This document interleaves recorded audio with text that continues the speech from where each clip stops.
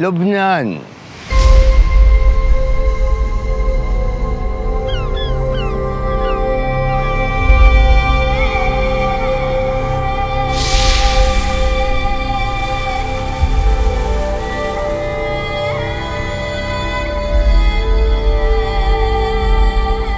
لبنان بلد كتير صغير وبقعة جغرافية مميزة، ورغم مساحته الصغيرة كتير ناس بتزوره من كل دول العالم، لأنه بتلاقي فيه الجبل وبتلاقي فيه الغابة وبتلاقي فيه الجزيرة وحتى البحر.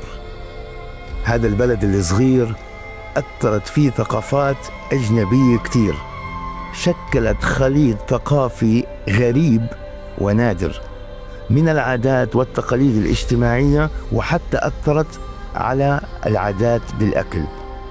واليوم حنشوف تأثير هذا الاختلاف الثقافي على الشاورما اللبنانية.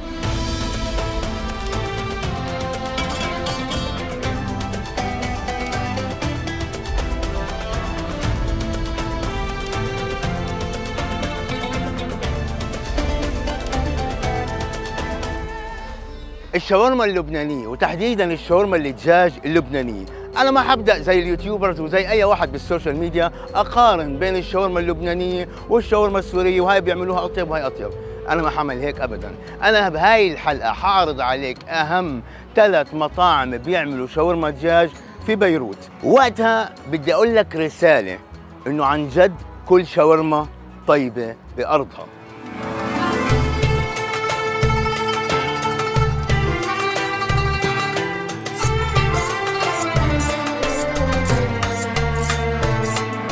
من وسط بيروت، من شارع الحمراء تحديدا، أنا الآن بمطعم بربر، المطعم اللي بلش بالمناقيش ونجح بالمنقوش الجبنة العكاوي لما حط عليها السمسم، لكن الميز اللي فيه إنه ضلوا صامد رغم كل الظروف ورغم كل الحروب اللي مرت بهالبلد. بس هلأ بدنا نجرب الشاورما الدجاج اللبنانية.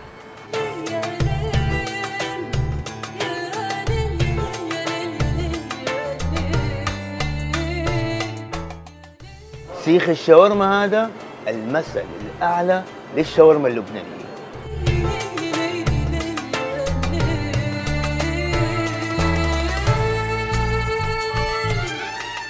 أساس الشاورما اللبنانية هي الخبز الصغيرة والشاورما الدجاج، وبدون أي فلسفة بنحط معها توم وبطاطا وكبيس. وصلى الله وبارك. إنها الفخامة بين يديك بربر، سندويشته الرائعة العملاقة. ليك مطيبها، ليك شو بتشهي. أنا ممكن أعضها العضة هاي، بس أنا بدي أعطيك الألوان، ألوان الفواكه. قبل العضة شوف لي هاللون الأحمر هيك ينزل عليها بكل هاي الدنيا. بسم الله.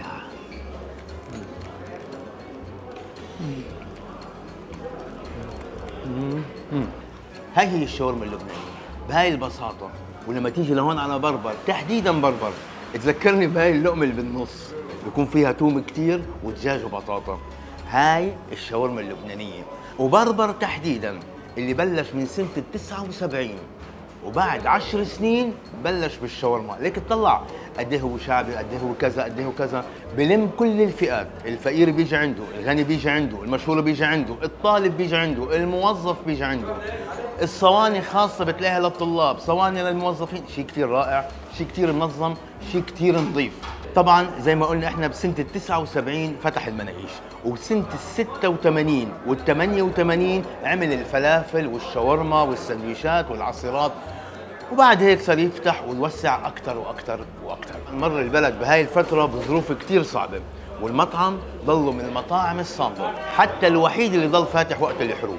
هذا مطعم بربر، هذا مطعم من أهم المطاعم الشاورما في لبنان. المطعم اللي بعده انتقلنا من الحمراء هلا وصلنا ببرج حمود. احنا هلا بشارع أرمينيا.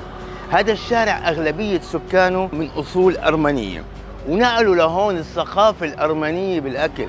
مانو فتح من سنة 66.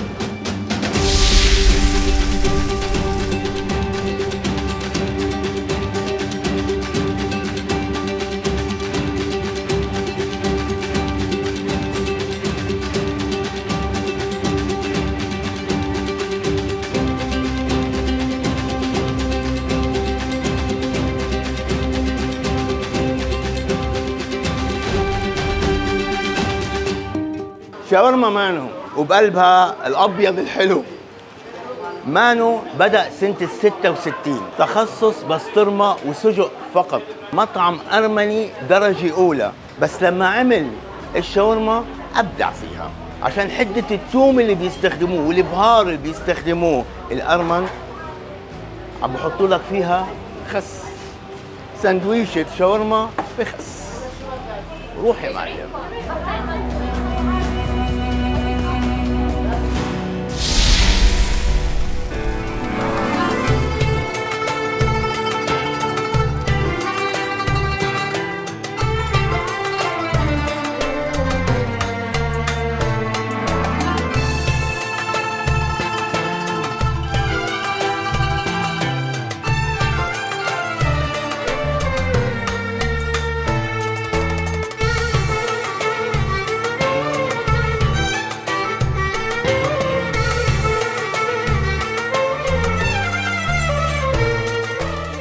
مطعم جوزيف بمنطقة سن الفيل.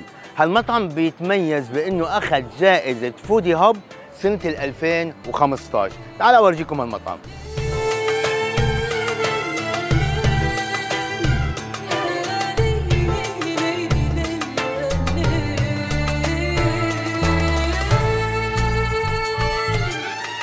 وختامها مسك. شوفوا لي بالله هالساندويش. احنا الآن بمطعم جوزيف الحاصل على أطيب ساندويش سنة 2015. تغطيتنا لليوم كانت عن أطيب سندويشات شاورما دجاج. كلهم هلا اللي عم بيشوفوا هاي الحلقة عم بقول لك لا، المطعم الأول يمكن يكون الثاني بالنسبة لإلي، المطعم الثالث يمكن يكون الأول بالنسبة لإلي. أنا بالنسبة لإلي جبت لكم أهم 3 مطاعم ببيروت. وهي ختام الحلقة، وبدي أذكركم بالكلمة اللي قلتها أول الفيديو: كل شاورما طيبة بأرضها.